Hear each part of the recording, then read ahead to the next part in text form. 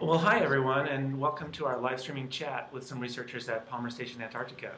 It's great to see everybody out there. We see a little bit of a count at the bottom of the screen, and we know some of you are out there, so thanks for tuning in. My name is Hugh Powell. I'm a science editor at the Cornell Lab of Ornithology in Ithaca, New York. And today I'll be speaking with two scientists who are down there doing research on penguins and ocean currents.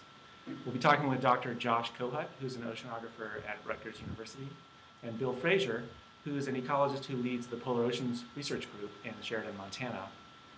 They're part of a team of scientists who are studying how penguins find the food that they need to raise their chicks, and they're doing it in a really exciting and innovative way that they'll talk to us about. And in a few minutes, we're also going to get to take a look at the penguin colony itself through a streaming camera that they use in their research. And this will give us a chance to see what the penguins are up to and learn a little bit about their behavior. So it should be really fun. Now, just before I introduce Josh and Bill, just want to say a couple of things so you know how this call is set up and some things to keep in mind. We're definitely interested in taking your questions and passing them along to Josh and Bill. So we'll stop a few times during this call and answer some of those questions.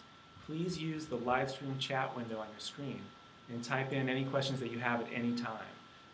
And we're looking forward to getting any and all questions that you give. And the last thing is just that we are talking with them via a satellite internet connection, and they're more than 7,000 miles away from us here in Ithaca right now. So please do be patient in case we have any technical difficulties. And we also want to give a big thanks to the National Science Foundation, Office of Polar Programs, and the IT staff at Palmer Station for making the call possible. So if you're all ready now, let's meet the two scientists, Josh Kohut and Bill Fraser. And we'll start with Josh. Hi, Josh. You want to tell us? Good morning. Good afternoon. Right. Yeah, Palmer Station is 2 hours ahead of the East Coast. So, Josh, you just want to say a couple of things about your research here? Sure. Like Hugh mentioned, my name is Josh Kohut. I'm a physical oceanographer, and so I'm interested in what makes the ocean move, what controls how temperature and salinity change.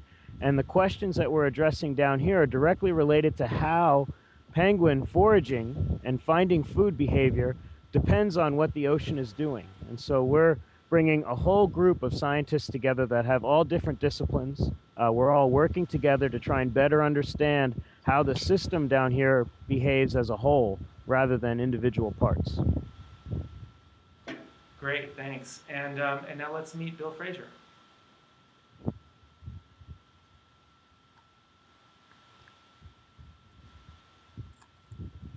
Yeah, my name is Bill Fraser, and I am worked here at Palmer Station for nearly 40 years. I'm working with Josh to try and understand the oceanography that these birds use to locate prey. And I think that the irony is that the birds really are the ones that are telling us where to go look, and Josh presumably is going to find the cues that they use to search the ocean for krill. Great, thank you. I understand that it's actually possible to see the penguin colony off in the distance from where you are. Is that true? Yeah, that's correct. The feed that you're looking at right now is on Torgerson Island, which is just to the north of where we're standing. And there's a live cam there that you should have a pretty good view of what these birds are doing on one of our study colonies. Yeah, we're going to take a look at that in a moment. We're not looking at it just yet. I also wanted to ask you or Josh to just give us a brief rundown of where exactly Palmer Station is in Antarctica and how you got there and what it's like. Sure. Palmer Station is on the is below the South American continent. We're about I'll say 1,000 kilometers south of the tip of South America, at 64 degrees south. We're in what's known as the banana belt of Antarctica. As you can see, we're not wearing a lot of clothes. It's high summer here. It's actually pretty warm. Living here is really a spectacular proposition. We live in a beautiful environment surrounded by extraordinary scenery and wildlife, and just a really nice place to be working. Great. And just so folks know, if you are curious now or in a little bit later, you can scroll down to the bottom of your live stream screen, and there's some links down there. And if you don't know where Palmer Station is, you can click and you'll find a Google map to where it is. Maybe we can talk to Josh and pass the headphone off to Josh. Hey, Josh. Hello. I think you were going to possibly pan the camera around and just show people what Palmer Station looks like. You know, maybe they think you're living in igloos or little wood shacks. What is it like there living? Sure. Palmer Station is one of 3 facilities that the U.S. operates down in Antarctica, the other 2 being South Pole Station at the geographic South Pole and McMurdo Station, which is on the Ross Sea side, well south of New Zealand. This is a small facility in that there's only about 40 people living here during the summer, many support staff, and then a large group of scientists that come down for special research. And we essentially live in 2 main buildings. I'll swing the camera around to show one of those buildings. Oh, yeah. So this building here is called GWR, which stands for Garage, Warehouse, and Recreation. In addition to housing some of our dorms where people stay, there's also a lounge which has movies that play. There's a bar there for relaxation. There's a gymnasium. And then on the lower floor is the power plant that provides the power for the base, as well as a warehouse with a lot of different types of equipment and supplies. The second building, as I swing back around towards the west and south, and is that here. Torgerson back behind you right now? Yes, so Torgerson is right in view right now, just above that small building's roof. So the live cam that you'll be seeing is coming from that island there. Oh, it's pretty there today. And then this second large building is what we call BioLab. In addition to housing additional people on the top floor, that's where we eat. There's a galley on the second floor of that building, as well as offices for all the great support people that are helping us do our science. And then on the first floor is a lot of lab space. So there's full science laboratory facilities to accommodate many, many different types of projects that are done here at Palmer Station. Just beyond that building is a boathouse. We use about 6 or 7 Zodiacs for there's about 6 or 7 projects that are ongoing right now. And the Zodiacs are our main tool to get out to some of the field sites that are within range of the station. Oh, so boating through the ice. Sounds amazing.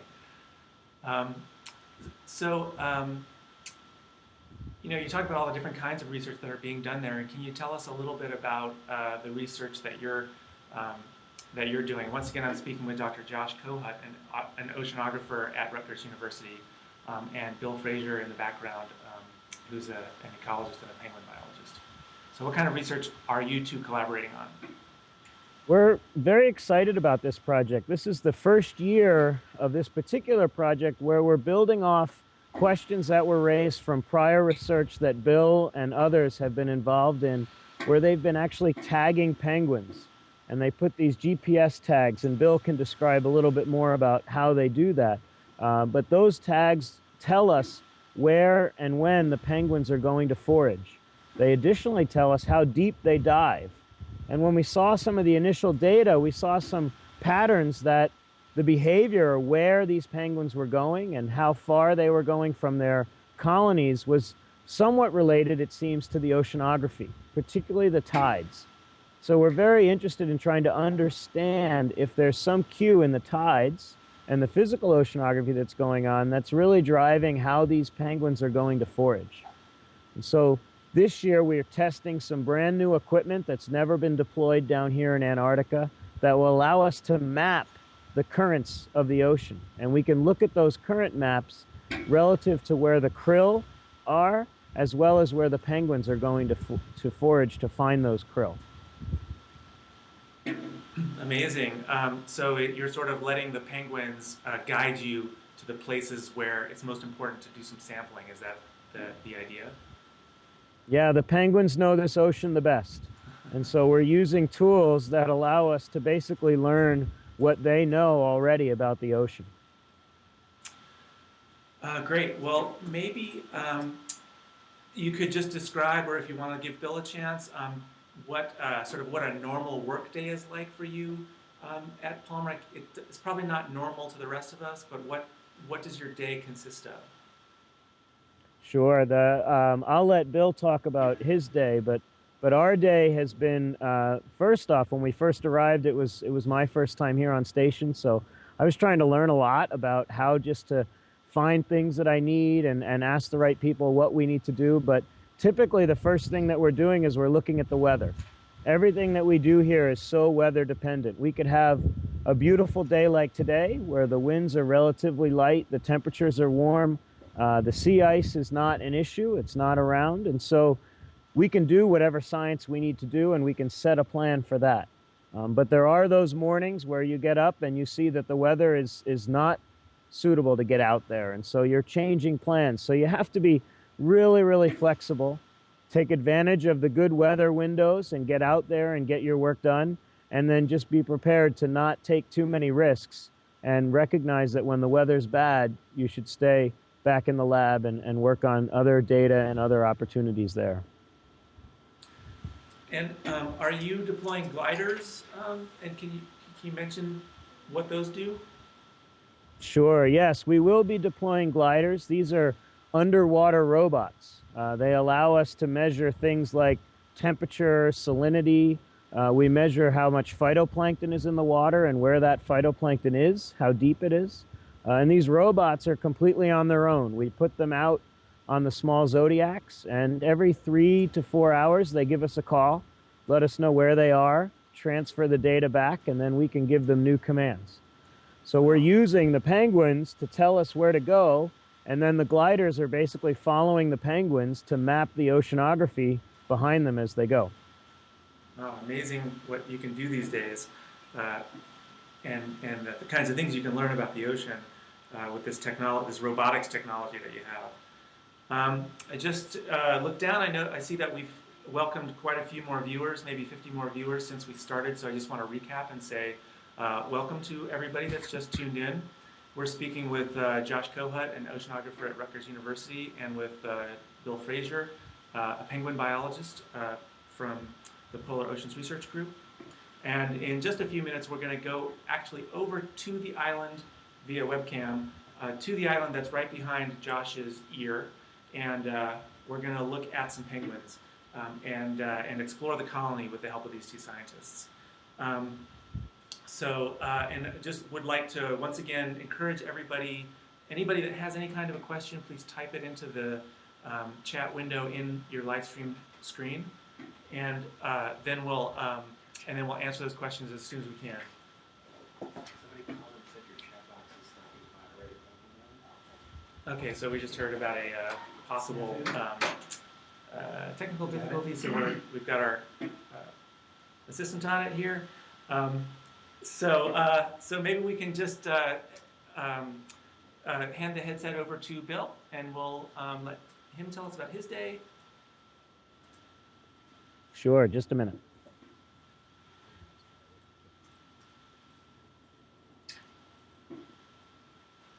All right, thanks everybody for bearing with us, and I think that our comments moderation is fixed now. So now we're looking at getting your comments in as soon as you type them in. Hi, Bill. Josh was just telling us about what his day is like tracking the ocean conditions and the currents and the tides, and he kept referencing turning to the penguins to understand what the most important places are to measure. And I'm wondering if you could just tell us that side of the research is like and how you do it. Sure, Hugh.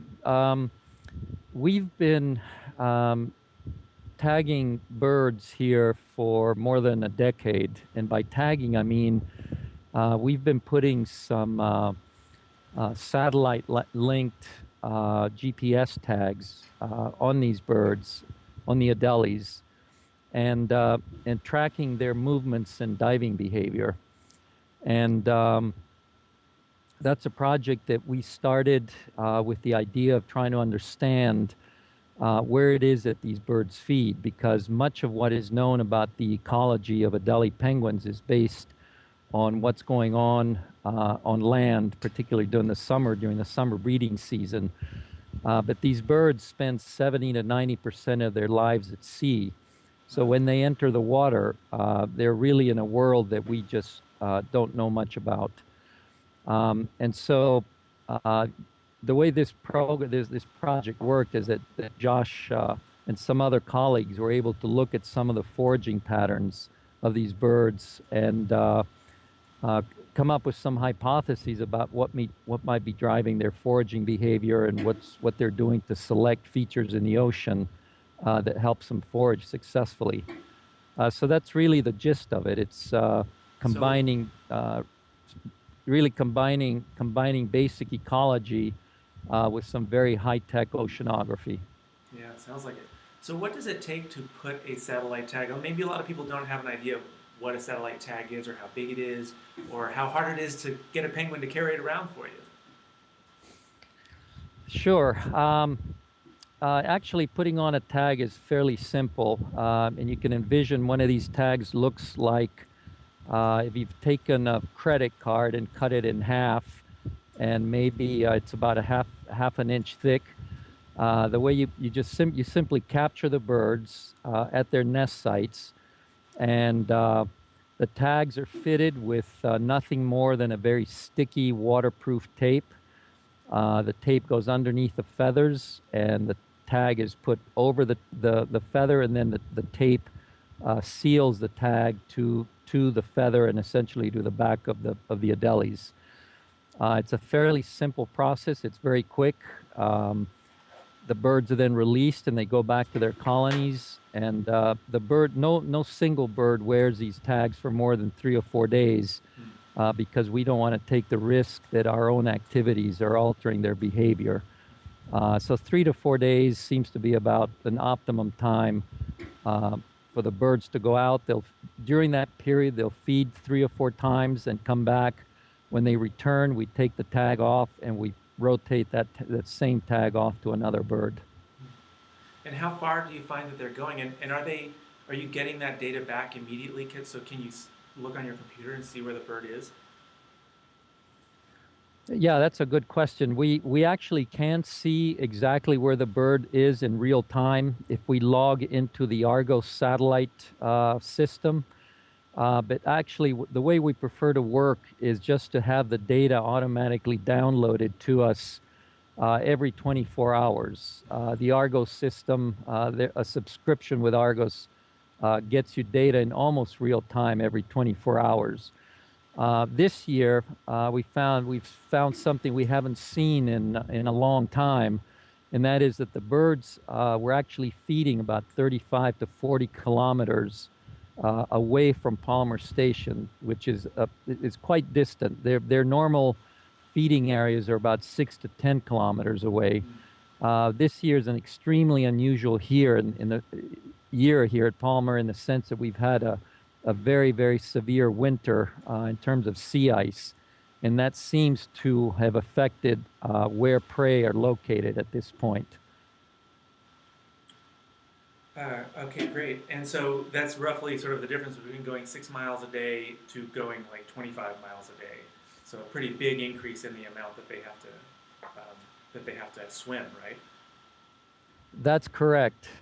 They are spending more time at sea than they usually do, but we have noticed that they're coming back with what appears to be very large quantities of krill and some fish. So they seem to be compensating for these longer distances by getting more prey.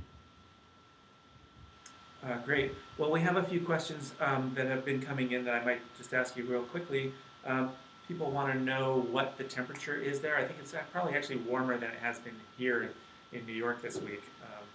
And what's the water temperature as well? Yeah, I can assure you that it's much warmer than it's been in New York here. I think right now the temperature is about 34 degrees. I think we've had temperatures just this last week close to 40. I think we had 42 one day. Water temperatures hovering just a little bit above the freezing point. So it's not exact. It's actually quite balmy compared to what you've been experiencing in New York. Yeah, sounds like it. Speaking as somebody that's been traveling through central New York a fair amount. And how,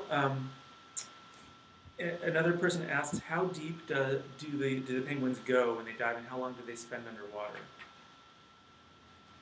Yeah, the penguins are, the depth that they use tends to vary with the year, meaning that the prey field thereafter is at different depths at different years. But this year, we're seeing depths of about 40 meters, which is not that unusual. So 40 meters on average, as of this, essentially as we talk, as we speak, the data that are coming in are indicating they're at about 40 meters.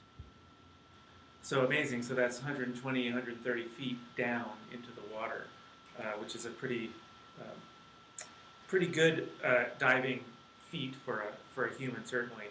And how long do they stay underwater? Yeah, their typical is about 2 minutes, which is actually a pretty small amount of time. But these penguins are underwater rockets. They can it just takes them seconds to achieve that dive depth of about 40 meters, and they feed there for about 1.5 minutes and then rocket back up to the surface, and they do this hundreds of times while they're out on the water. So it's really a remarkable process. I wish we could all be there to see it. I think that it might be a nice thing to actually go out and maybe look at some of these penguins now, and you can tell us a little bit more about their behavior, and people can ask more questions about them. Does that sound good to you? Sure. Let me know what we need to do at this end. Okay, great. So you or Josh can just turn the Skype window off, the video off, and keep the audio call. Yep. Can you still hear us? Yes. Okay, great. Now we're just going to pull up the penguin cam, and you should be able to watch it on your computer at your end, and the folks that are watching here should see some penguins in just a few minutes. It takes a little while to get this feed going from down on Torgerson Island in Antarctica. So once again, we've got a few more people that have come, and just want to remind everybody that we're talking to some scientists at Palmer Station, Antarctica, on the Antarctic Peninsula, and the names are Dr. Josh Kohut, an oceanographer, and Dr. Bill Fraser, a penguin biologist. And so there's a streaming camera that's been set up on Torgerson Island that we're looking at right now, and maybe Bill Fraser, you could tell us what we're seeing here. Okay, sure. This is a webcam, as you mentioned. It's on Torgerson Island, which is just northwest of where we're standing right now. And what you're seeing is essentially Adelie penguins approaching the end of their breeding cycle. You can see the chicks are quite large. There's not a lot of adults around them. The chicks are real fuzzy, and if you look at closely, you can see that some of them are beginning to molt their juvenile plume, their down into their juvenile plumage. So these chicks are within about 3 to 5 days from fledging, by which I mean that they're within just a few days of their parents abandoning them, and the chicks moving to the beaches and then leaving Torgeson Island to make a living on their own. Wow. And so will they see their parents again after that? Or do they have to sort of know what they're doing just as soon as they leave?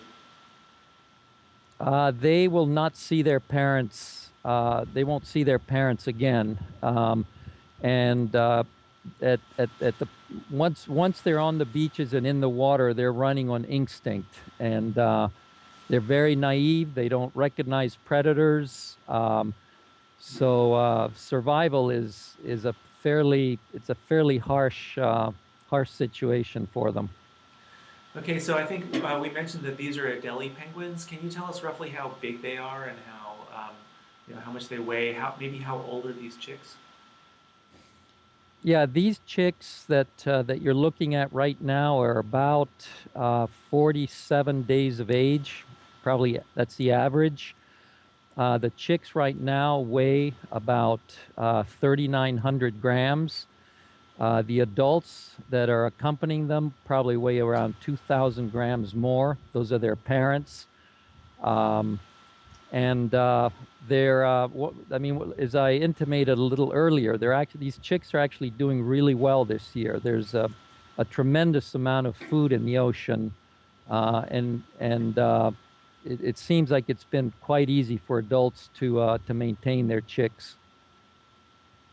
Yeah, I think you're alluding to it having been different in recent years, and that kind of brings up a question that a viewer named JNS has asked, which is, has climate change affected the phenology of this colony?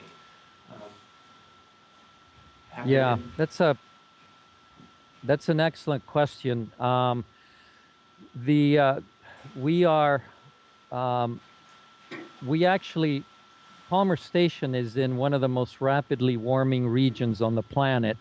The western Antarctic Peninsula has warmed about close to 7 degrees centigrade in the last 50 years. The Adelies have not been affected. Their phenology has not changed. And the reason is that this is a species that's extremely high-wired or hardwired to respond to their environment at a particular time of the year. And as a result, this is actually a weak point for them, because climate change is bringing high variability in climate conditions to this region. And we now have sort of a species that basically is so hardwired that they really don't fit here anymore. And one of the consequences is that their populations have actually crashed in this area. They're down about 80% from historical levels. Wow. Well, it's and somebody else asked. Swade One, I think, was the person. Is there only one type of penguin in these colonies? In this particular colony, there is just one type of penguin, that being the Adelie. But there are colonies nearby where there are gentoo and chinstrap penguins, which are congeneric and actually closely related to Adelies. As a related question, so we don't have to worry about can we tell different species apart here in this view that we're seeing, because they're all Adelies. But can you tell the males from the females, was another question that's been asked. Yes, you actually can. It takes a few years of observing penguins to be able to do it, but the males tend to be just more robust overall than the females. And I wish I could point out on the cam where a pair might be standing, because it's actually, once you know what to look for, it's pretty conspicuous. So a human being can recognize males from females if they're standing together. Okay, well, we'll pan around and perhaps you'll find a pair for us. To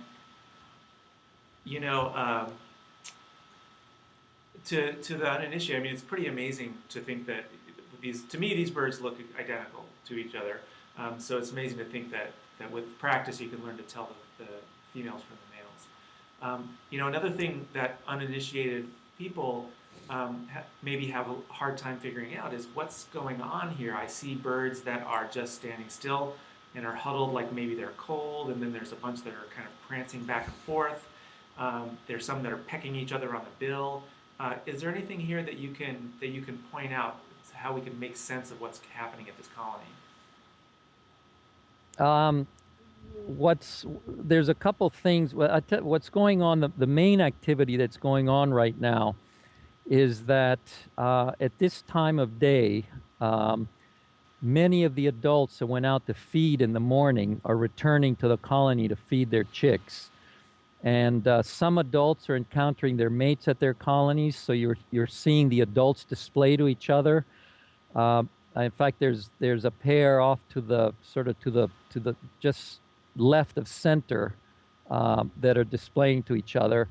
But mostly what you're seeing is chicks realizing that their parents have returned to the colony, and they're chasing them around to try and get fed.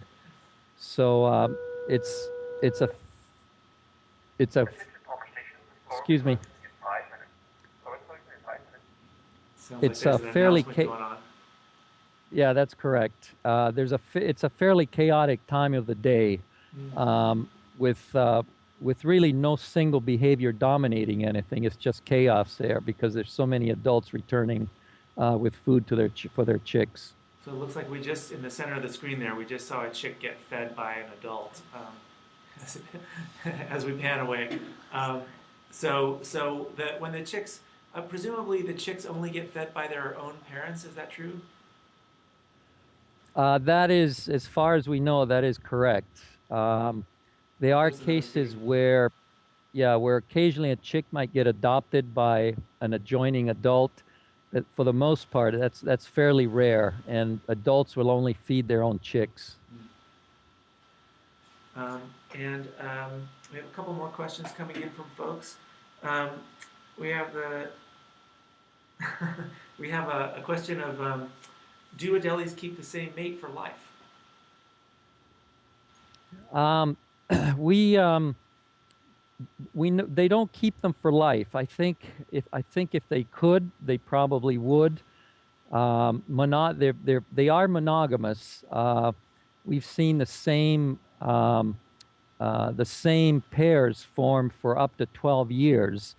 But these birds live for, they live to be up to 20 years old, and invariably during that process, one of the mates will die for one reason or another. So they will take on another mate. But they're fairly monogamous for the most part. The same mates get together every year. Great. And let's see. That's another question. When you're trying to learn about these birds, and we have the question that was typed in. How do you observe? Do you observe them in the dark and during the day? And how do you do that? Well, there is really no dark period here during the main part of the Adelie breeding season. So, but we tend not to, as investigators, our day begins at about 6 in the morning, and we're typically out in the field by 9 o'clock, and we usually don't get back till 7 or 8 that evening. And at which point we've done what we need to do, so we really don't observe them at night, so to speak. Right, but fortunately, you don't have to work in the dark too much. I understand.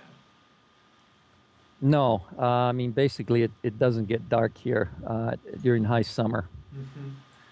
Mm-hmm.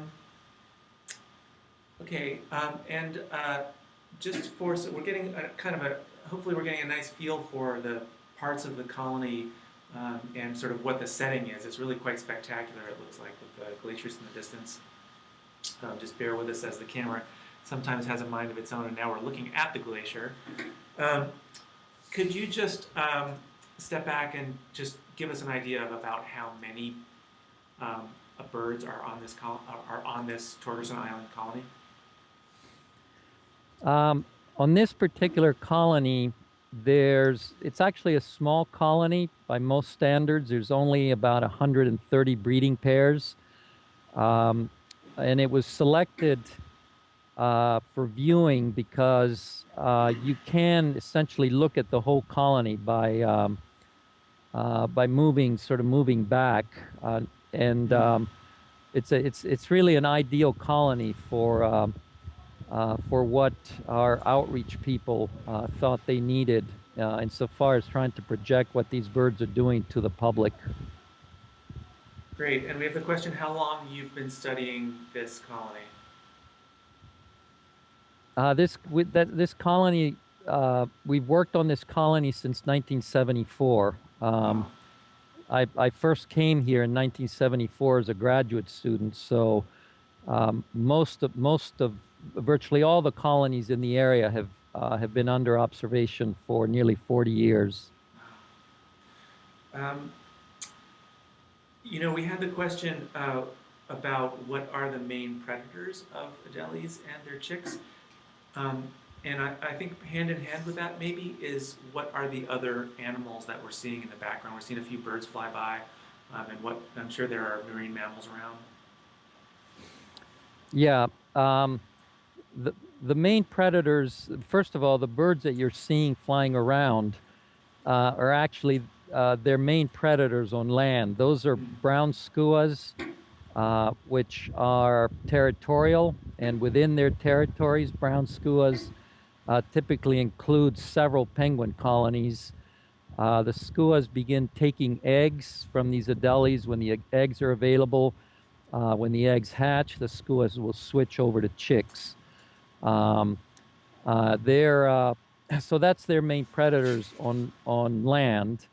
When they're in the ocean, I think their main predator, unquestionably, is the leopard seals. Probably take more penguins than any other marine mammal. Killer whales also take them. Orcas, and occasionally southern fur seals will also take them. Really? But that's quite rare.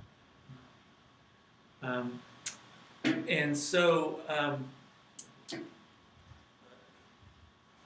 Let's see, I'm looking through the questions that have been coming up, and thanks everybody for writing your questions in. Please keep doing it. We have the question of how do penguins, you mentioned that they spend 70% of their life away from land, or some great amount away from land, and somebody wants to know how they sleep in the ocean. Yeah, that's a good question also. They don't spend all their time in the water. Adelie penguins are a sea ice dependent species, and when they're not in the water feeding, they're typically hauled out on ice floes that they find in their environment. If there are no ice floes around, they may haul out on islands or rock outcroppings or other substrates, but Adelies do not spend the entire day in the water. They haul out to sleep somewhere. And more often than that, you say that's actually on floating pieces of sea ice? Yeah, more often than not, that's where you find them. That's what they prefer. It can be flat ice, like newly formed sea ice. They'll also occupy icebergs, whatever's available to them. They've figured out some way to use that. And we have another question from JNS, which is, do they have a social hierarchy of any kind? As far as we know, Adelies really don't have a social hierarchy. In the sense that, say, a lion pride might. We do know, though, that older birds tend to sort of own the best breeding territories, which tend to be in the middle of the colonies. And so by being in the middle of a colony, you're less subjected to predation by skuas, for example. So it's not quite a hierarchy, but the older you are, the earlier you return to the colonies to breed, and you get the choice spots within those colonies. Yeah, you're talking about this social hierarchy, and we're seeing a chick getting sort of pestered by a bunch of adults in the middle of the screen right now. We have a little bit of artifacting going on. Can you tell us what's happening there? It seems like there's some aggression towards this chick, and why is that? What's happening is that that chick was part of a creche, meaning it had joined a small group of other chicks, and they were probably hanging out together, and its parent arrived and called it to feed it. The chick left the creche and went through the breeding territory of two other Adelies, and so they basically were pecking at it to get it out of their territories. I see. So even though they're all nesting really close to each other, in these sort of huddles almost, they're not. It's not necessarily that they're happy neighbors, that they're doing that because they like the company. Why is that? Life in a penguin colony cannot be wonderful for anybody. The chicks do huddle together to protect themselves from the weather. The chicks seem to get along, but when you introduce adults into the equation, it's not a pretty picture. I see. Yeah, well, it's kind of city life, I guess. Could we possibly? I thank you for all of these insights. Maybe we can switch over to Josh and give you a little bit of a break, a chance to get a drink of water. And Alrighty. We'll ask Josh a question. Okay, thanks. Thanks, Bill. Once again, we're talking to Bill Fraser, a penguin ecologist, and now we're about to talk to Josh Kohut, an oceanographer with Rutgers University. Hi, Hugh. I'm back. Hi, Josh. Great. Thanks. We've had a great tour of the penguin colony, and we're going to keep the penguin cam up for a while for people to see. We've had some other questions, and I'd like to put you on the spot now since Bill's done such a great job of answering. Red Meadows would like to know, what type of data are you collecting about the colony? So the colony data that Bill's collecting is mainly different diet data to see what the penguins are eating as they go out to forage, looking at the distribution of size of their prey, which is primarily krill. Also taking census on the colonies to count how many breeding pairs, chicks, the health, I think, of those particular animals, or those birds as they are going out on these different foraging trips, and then finally the tags to track where and how they're foraging. And so how does that sort of mesh with the data that you're collecting, and what kind of data are you collecting? Yeah, so one of the exciting things about this project is we're trying to link the ocean all the way up to the Adelies through the food web.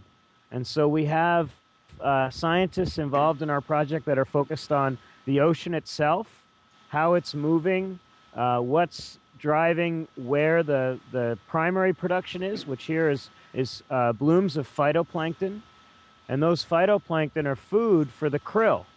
And krill is the primary prey for Adelie penguins. And so we have researchers that are... Can we just recap for a second about what krill is and about how big it is? Because I always hear about the sort of zooplankton that whales eat, but sometimes it's hard to get an idea in your mind of what a krill is. Sure. Krill is a small shrimp-like zooplankton species. It's about the size of your finger when they grow to full size. Krill can be fairly long-lived for zooplankton. They can live up to 6 or 7 years. And they're the primary food source for many, many species in this region, from the Adelie penguins on up to humpback whales. Wow, okay. And as Bill said, the penguins are bringing back apparently lots and lots of krill, and these are some fat and happy chicks that we're looking at. Is that right? Yeah, that's right. This year we had a late ice retreat, meaning that the seasonal sea ice was here until much later into the summer than it has in prior years. And that's actually a feature of this ecosystem that the krill depend on for part of their life cycle. And so when you have a big ice year, you have what we believe to be a very good krill recruit. And I know Bill is seeing that in the diet data that he's getting from the penguins. We're talking to groups who are studying the whales, and they're seeing a lot of whale activity in the region. And so we're seeing it trickle through the whole food web. Yeah, so the whales are capitalizing as well. Yes. One of the questions that we got written in is, how do you determine what they eat? So the way that the diets are taken, I actually might turn that over to Bill, because he's the one who actually does it. I only see the result when he brings everything back into the lab. Does he bring back the diet into the lab? Oh, yes. Okay, so we're coming up on 15 minutes left in this little live chat that we're having. Just want to thank everybody for being here, and just remember to type in your questions. We're going to get to as many of your questions as we can. I think we have Bill Fraser back on the line to tell us about how you find out what an Adelie penguin is eating. Yeah, hi, Hugh. The way we get diet samples from these birds is that we capture them and insert a very small diameter tube down into their upper stomach, and then inject a little tiny bit of warm, salty water. And then we withdraw the tube, and they regurgitate what's in the upper portion of their stomach up almost automatically. The birds are sort of pre-programmed to feed chicks at this time of the year, so they don't need to be coerced into giving up a little bit of the prey that they're carrying. And then we bring that diet sample back to our labs, and we sort out fish and krill and squid and whatever else might be in there. So it's a fairly simple process that has produced some really fascinating data about the way krill recruit in this ecosystem, and essentially the fate of krill cohorts on an annual basis. And the only way to get this information really is through the help of these Adelies. Great. And a kind of a related question, I guess, but after we've been hearing so much about these shrimp-like organisms, is we have the question asked, do the penguins smell? And I suppose you could be both what they smell like and whether they smell things to find them. Okay, yeah, thanks for the clarification. As far as we know, penguins can't smell anything, but humans have a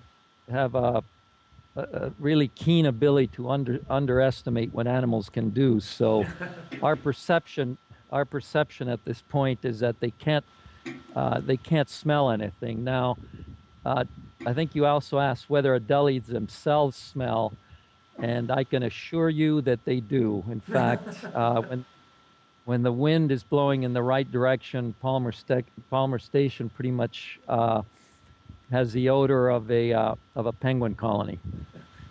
Is there any way to describe what that odor is? The odor smells a bit like if you were to leave a can of open cat food in the sun for about a week. All right. Well, that's something we can all look forward to experiencing one day, maybe. We have just a couple. Well, yeah. We have just a couple more behavior type questions that you might be able to help us with.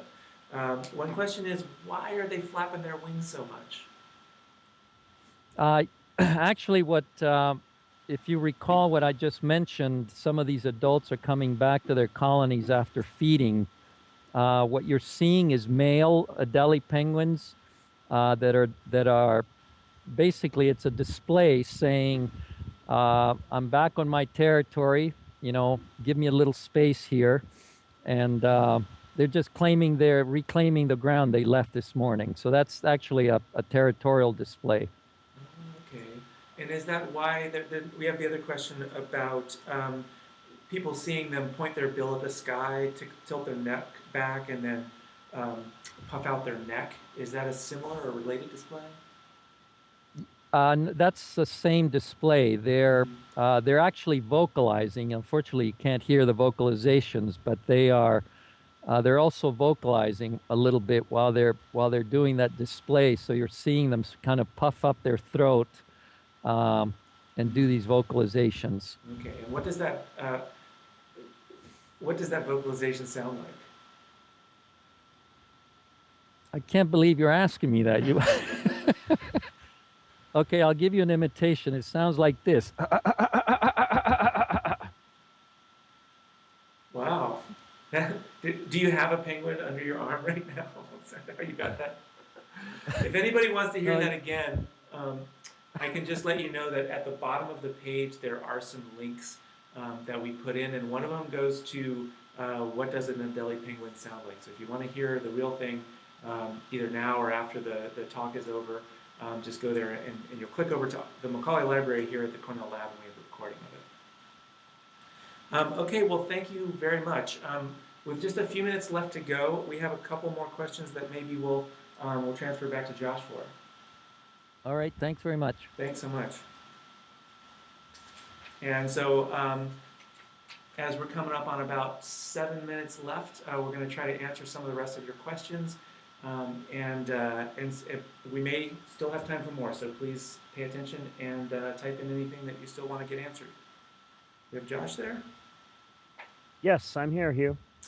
Okay, we have a couple of interesting questions.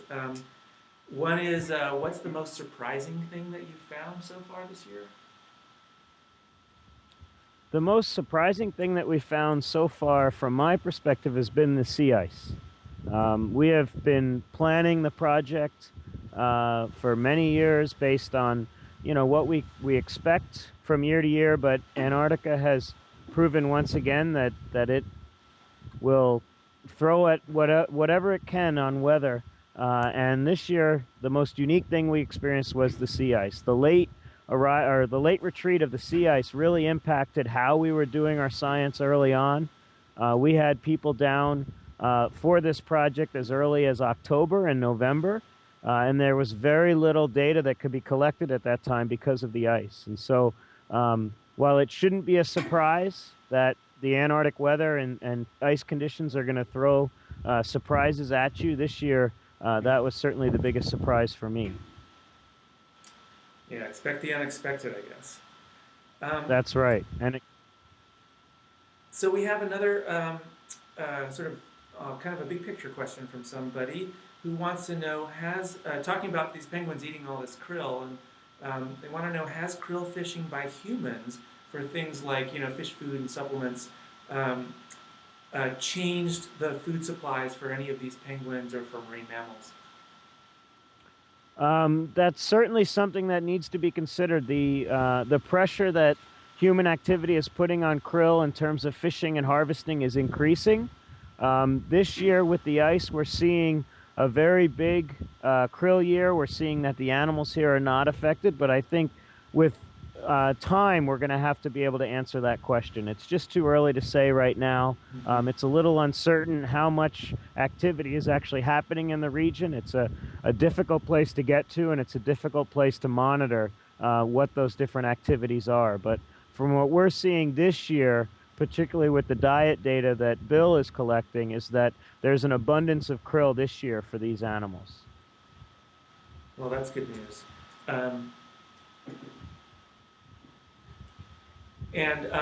We have another question from Nancy Ritz, who would like to know, besides learning how the penguins survive, are there other uses for the data that you're collecting?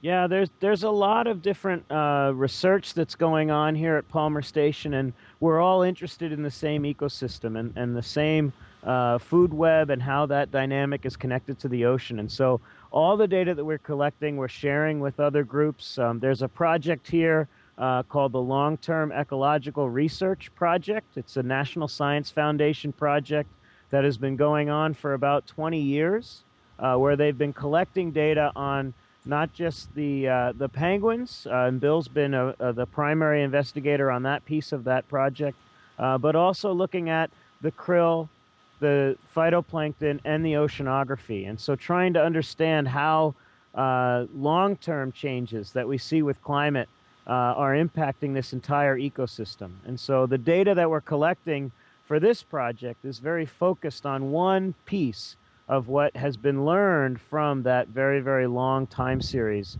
that's been collected over the last 20 years. Great. Just want to acknowledge a couple of people. Fixbirder congratulates Bill Fraser on his wonderful vocalization, and Kiko, who's in Canada, and says they're flapping their arms like a penguin at their desk, just so everyone knows. So thanks for playing along at home. We have another question that somebody asked early in the broadcast, which you could answer, and then maybe Bill could answer as well, which is, do you get lonely at Palmer Station?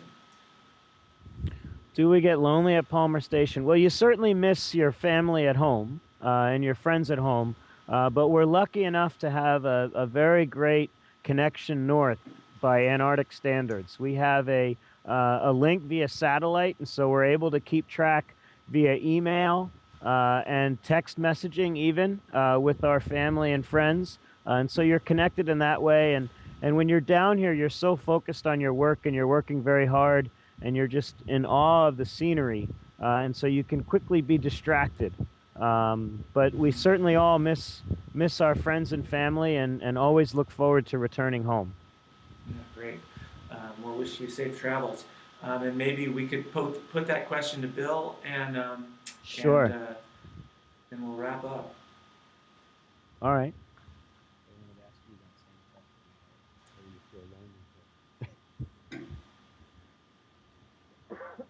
Okay, Hugh, I'm back. All right, so the folks want to know, do you get lonely as a scientist on Palmer Station with just 40 people to work with and live with? Well, I think Josh articulated the answer that I think we all feel. We miss our families and kids and friends and so on.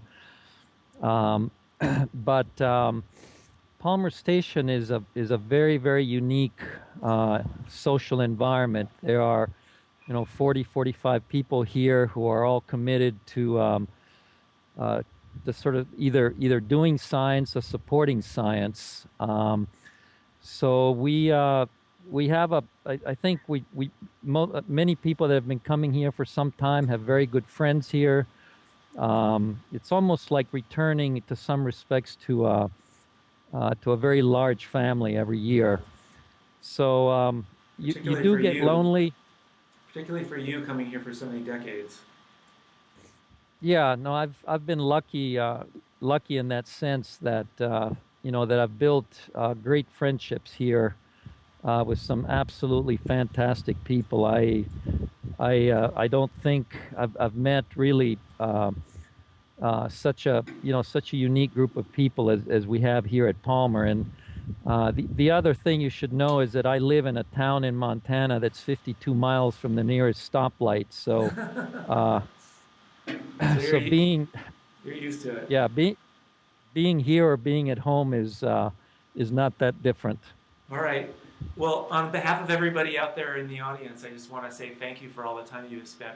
We're just, with the Penguin Cam, we're just going to try to zoom in and see if we can see you over there on Palmer Station. So hang on, everybody. We might get a chance to see those guys waving at you from the Penguin Colony.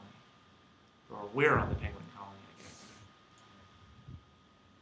I see them moving around just above that roof that they showed us before.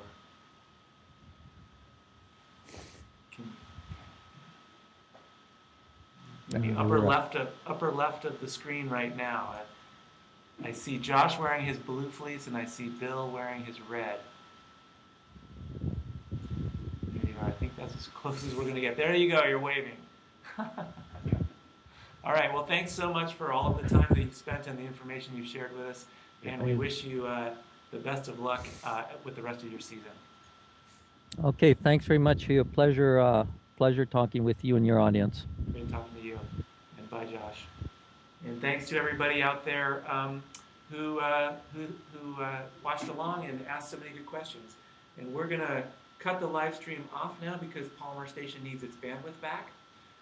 But we will continue to ask any questions for a few more minutes as best we can. So thanks and bye, everybody.